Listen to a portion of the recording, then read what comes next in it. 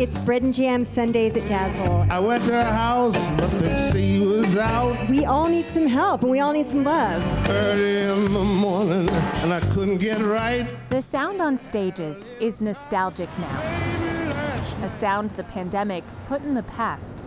And there were these whispers of this coronavirus that were getting closer and closer. Long, long time ago. Never saw anything like this coming. Messages on marquees say "see you soon," not knowing when soon will come. We still didn't fully know what we were contending with at that point.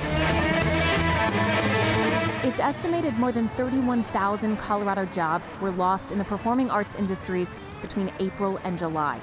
The state likely lost more than $800 million in sales revenue for that same time. Yeah, devastating. Everything just came to a screeching halt.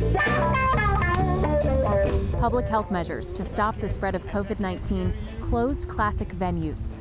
Others are still hanging on. If you haven't heard Lionel Young, this gentleman right here, A full-time musician, musicians have been without work now for 10 months. finds new purpose presenting the bands at Dazzle, who perform for an empty room, while the audience watches a live stream at home.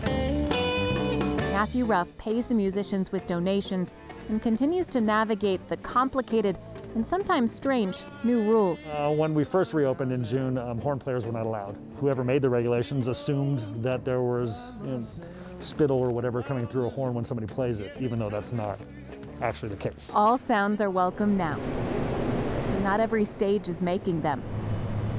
Silence was once a reprieve at the Boulder Theater. Not during normal times, because it's always noisy, so a little quiet time is okay, but it's been quiet for quite some time. Cheryl Ligori Yeah. still has the tables and chairs set for a small crowd to watch a cabaret.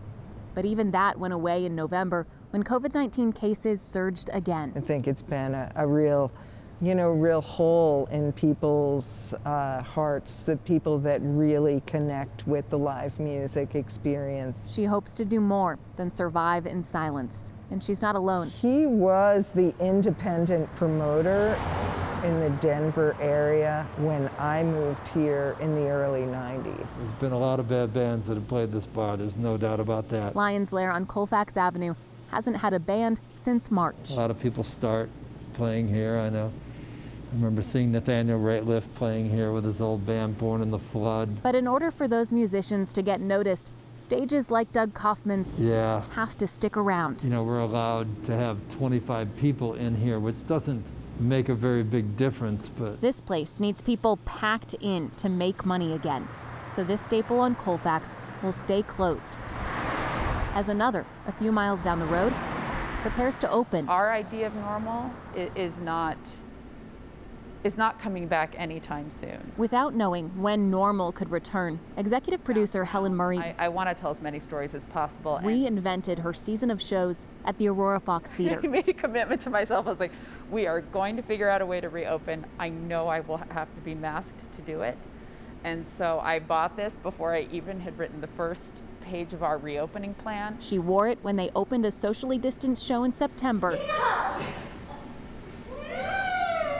She'll wear it again for the opening night of another show, strategically cast with a husband and wife as sweethearts. It's a wonderful privilege. I find my joy on stage, and I really, really hope that that I can bring some of that back to audiences that haven't been able to see live theater in months and months and months. Even through all of those iterations of this pandemic, I think that the eye has still been on the importance of art. How are you doing? I'm fine. As people start to see this art in person once again, it might not look the same. Live music. But that sound never changed. But live music. With photojournalist Mike Grady, Live music, where the healing begins. Katie Eastman, 9 News. Thank you and good night. All right, that's it, huh? Aurora Fox opened their show called The Pavilion on Friday night with a small audience all masked. The 3 actors wore masks for most of the show as well. Boulder Theater has reopened with strict precautions. They will have a symphony performance next week. Dazzle Jazz has expanded their live streams for small audiences in person, and Lion's Lair is still closed.